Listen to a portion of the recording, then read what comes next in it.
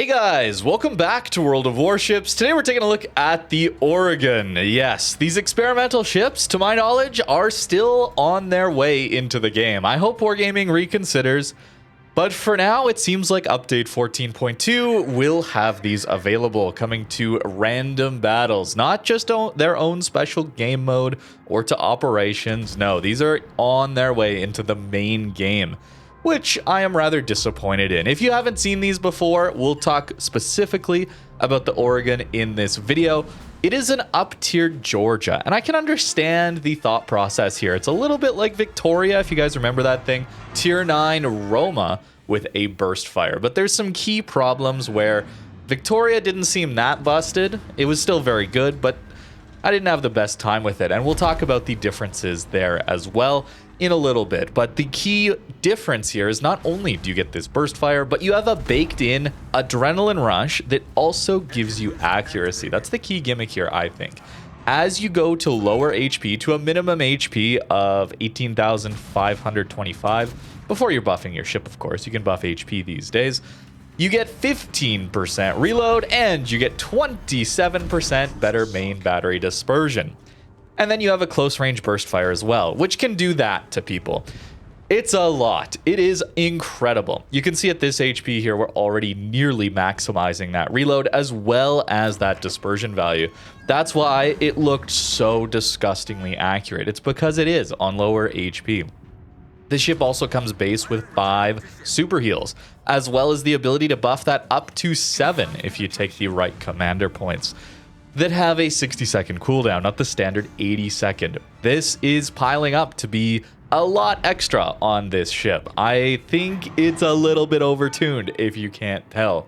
As well as these special AP shells, only available in burst, which is limited to a 13.5 kilometer range. But that's still gonna give you a ton of damage at these closer ranges, man. It is crazy. Like, we didn't even need the second burst for that poor Kagero. If you're wondering, these AP shells these improved ones, do have 11% better pen. They don't tell you this in-game, by the way. I had to go to third-party websites. I don't know why they don't show this kind of thing in-game. But I guess that is up to me then. They leave it up to YouTube people or people on forums to explain these things. I wish it was more in-game. More information would be better.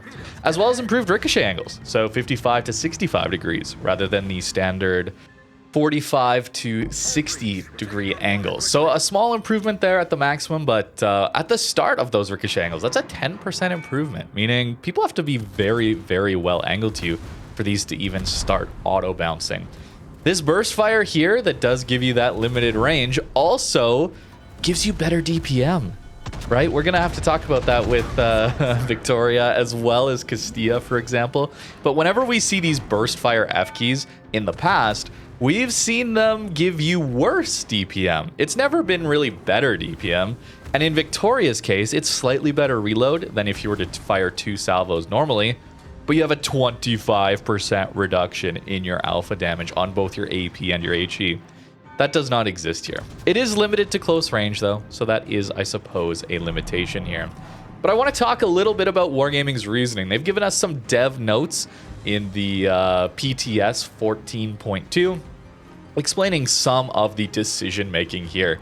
And the first one in particular, the goal is to not have a flood of ships into the game that have a similar playstyle, and avoid excessive number of new mechanics that over time accumulate to a point where gameplay is markedly different or more complicated than originally envisioned.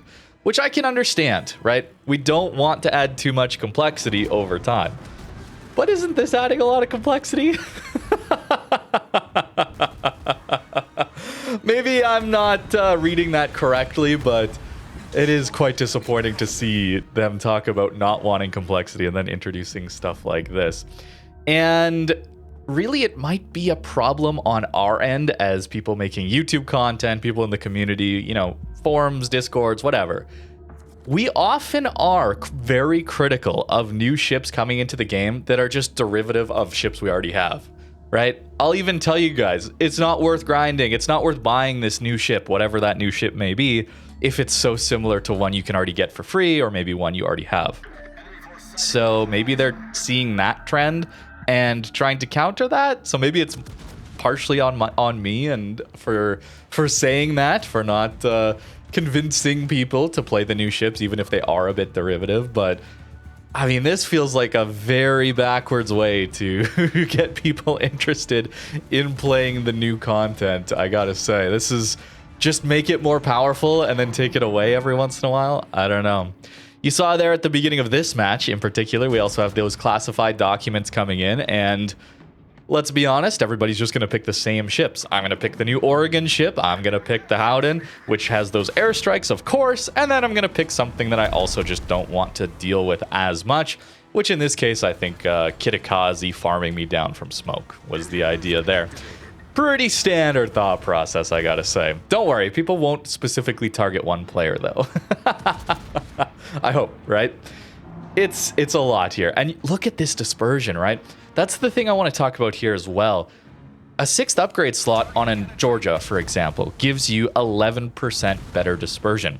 We already have that right now at 50k HP. We're not even that low HP. We already have the full special American Battleship 6th upgrade slot for dispersion on this thing. And it can get even better. And that's also nothing to say of our better reload. That baked in AR also applies with normal adrenaline rush. You can see it to the left there. We have essentially double adrenaline rush. It's a lot. It's a lot. And Oregon here, I brought up Victoria, right? I should talk about that as well. Oregon has 457s. So yes, Oregon is a Georgia up at tier 10. It's a tier 9 at tier 10 with a burst gimmick and some more things. Victoria is a Roma at tier 9. So a tier 8 up tiered into tier 9 with a burst gimmick. But let's be honest here, Roma has low caliber guns even for tier 8. A lot of times you're looking for 406s already at that tier. More standardly, I guess, like North Carolina, Amagi, for example. At tier 9, we also still probably see 406s as the standard battleship for Iowa, Izumo, for example. Where Oregon, Georgia also gets those 457s, which even at tier 10 isn't fully common. There's a lot of them, though, don't get me wrong, at tier 10. But it's not like it's a massive downside, to be honest with you. And just look at this accuracy throughout these games. It is absolutely crazy, the accuracy you can have. And this is battleship dispersion. It's not the battle cruiser dispersion table that Georgia gets. 1.8 sigma as well. And yet it looks so disgustingly accurate because I think it's got to be this fight or flight skill just giving us that incredible accuracy. 24,000 HP. We're already looking to nearly maximize that 27% main shell dispersion. We're probably over 20% better accuracy here, as well as having insanely increased reload. Once we get to closer ranges, it's just better DPM. Something that I did not do correctly in these games as I was playing. I didn't realize because I made the assumption, wrongfully, there would be some sort of balancing factor here to this burst fire at close range, where I wouldn't have as good DPM. So when ships are angled, I don't want to waste my reload, my DPM, on an angled ship when they might happen to go broadside, and then I'll be on reload. I didn't want that to happen. I failed to realize, at least in these games, that I just have better DPM when my burst is up. So there's no reason for me to not be bursting this Oregon other than just thinking there was some balancing factor at play there that did not exist. These limited AP shells also are really, really powerful. You get 72 of them, and, well, they're very strong. You can see how I got pretty fortunate. He led over my ship, or my turn in there made him miss, but now that I know these pen angles are increased, I'm not angled enough for him to not be able to citadel me, especially with that improved AP pen. So he could easily citadel me at these angles when I'm getting all of my turrets away, but also when I slightly angle in like I would for normal AP. That's not enough here. You gotta treat this maybe not quite Des Moines AP pen angles, but it's a lot. Actually, wait. Now that I'm thinking about this, as I'm recording this video, something I've asked for almost jokingly, asked for a long time is for them to give Monty improved pen angle AP. Because, I mean, it would be disgusting on Monty, obviously, but we kind of have it here now. We live on 102 HP, though. Okay, well, It sure feels like angling and armor is just meaning less and less these days, doesn't it? With Sap, Columbo, Leg Mod just crushing you at any angle, all the overmatch. Oregon still gets overmatch, that's the thing. It's not even like even 406s would be disgusting with this, but it still overmatches 30, you know? It's still really, really good. But let's talk a little bit more about some of these dev notes here. I think it's important to hear Wargaming out on some of these things. When talking about limited ammo specifically, they say this is simply the existing burst fire mechanic with a limited number of shots. And I suppose they're in reference to the limited improved ammo here. I was hoping, and when I read through a lot of this, they talk about a limited number of shots with this burst thing. I was hoping that it was not fully like a reload booster where you have limited charges, but it would work in a similar way where once you're out of your improved shells in your burst, you could no longer burst or something like that, you know, some sort of limitation. That's not the case here. As soon as we're out of these special AP ammos with better pen and improved pen angles, we just go back to normal AP, which are 457s that are still incredibly powerful. Ton of alpha damage. You're still bursting them out and doing a ton of damage to people. It doesn't really feel like there's much of a downside here. I guess the range. It comes down to the range. You just don't have this burst at longer ranges, which I think is a good thing. Considering we have ships like Bungo, for example, I think the spotter plane is fun and all, but there's really no warning start of a game if there's a Bungo just going to spotter plane dev strike you. It's a little better on something like a Satsuma where it has to charge its F key, so it has to shoot a couple of times, so you get to know where it is to start with before it F keys you with that insane salvo. And with Oregon, you have to get in range to probably be spotted before you can F key burst someone with this ship. So I think that's good, right? Like that's some good design, but to not have it limited, to not have a worse reload or more of a downside, I mean, it's just so powerful. Like this GK here, we're hitting most of our shells into his belt there at 11 kilometers. We're not even hitting center mass. I was like under his turret even, just for massive damage. And again, the reload difference here, like for example, Castilla, I think is very interesting as it brought burst fire to a tech tree line, for example. The reload time on a burst after a burst is 28.5 seconds, where the standard reload is 13 seconds. So if you shot 2 salvos out of your main guns, you'd have a 26-second reload, essentially, where it's 28 seconds whenever you're using the burst. So it's a little bit worse DPM, actually, to use the burst fire. But your advantage is you're condensing all of that damage output into one instance of time, where the ship is at its most vulnerable, for example. It's a powerful tool to have. And with good reason, I think it should come with a downside. Oregon's downside is range. And is that enough of a downside? I don't think so. I really don't. Especially given that it can just stay in range. As I played with this ship more, I found myself more capable of understanding when I needed to heal, when I could greed out this fight or flight gimmick and get increased reload or reduced reload as well as reduced dispersion, better reload.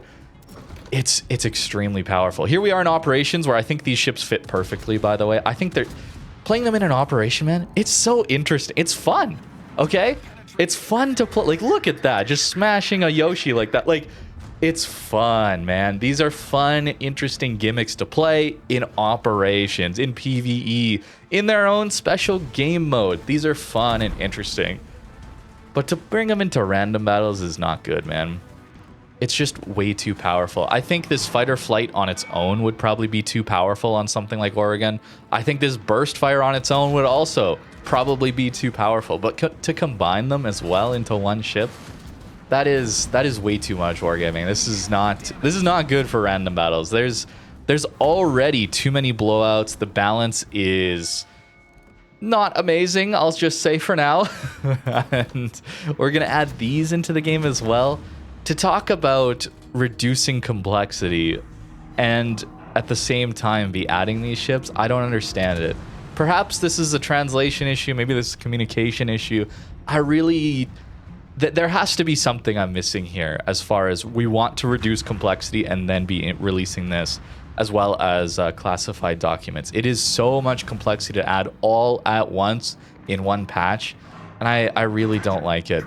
They also say that you can earn up to 150,000 coal by completing certain missions in these experimental ships while they're available for until update 14.7, I believe, is when they're available for. So that's your reward for playing them, right? If we've been wondering, where does the XP go? What do we get for playing these ships, for grinding them out and playing them?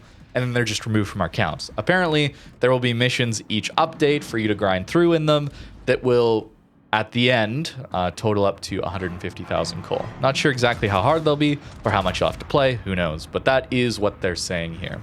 And if you're wondering how you'll unlock these ships, I went over that in a video last week talking about the classified documents and a bit on these experimental ships in general. They're available in the tech tree tab as like a separate nation, basically. And you'll be able to grind through some missions.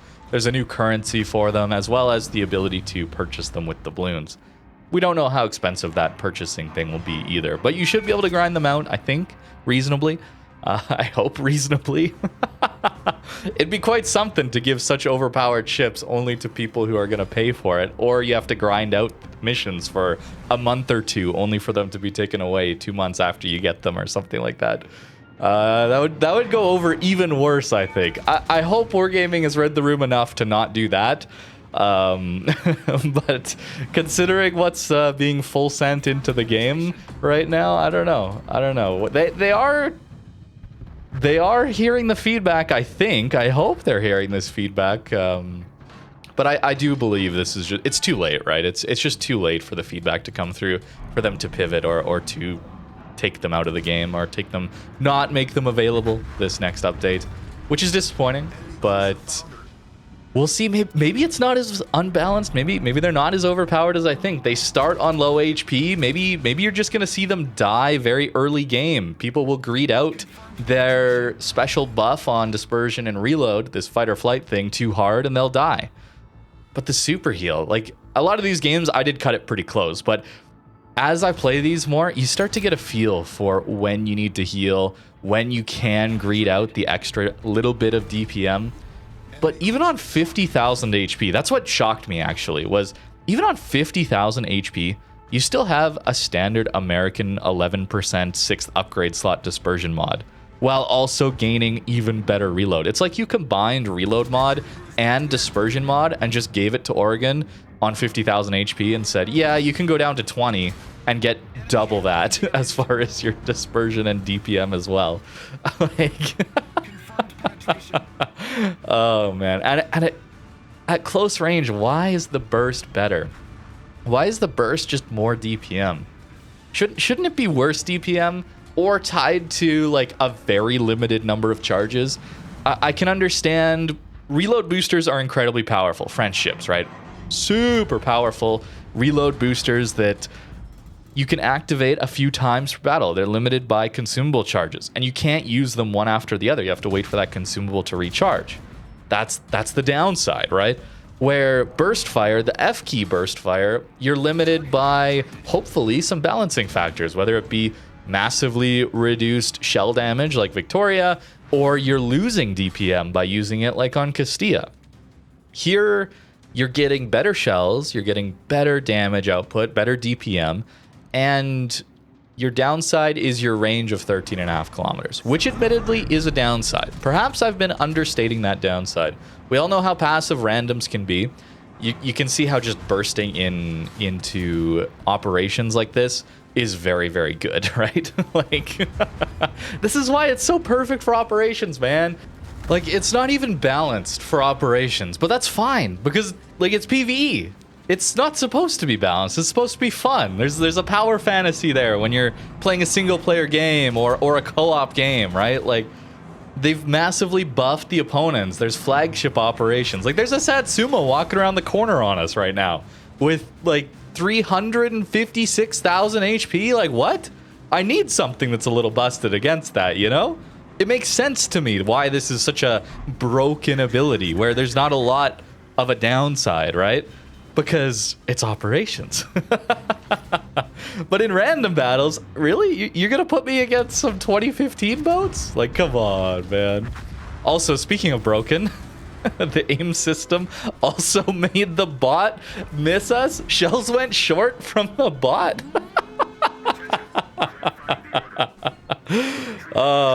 that's pretty funny. That's pretty funny.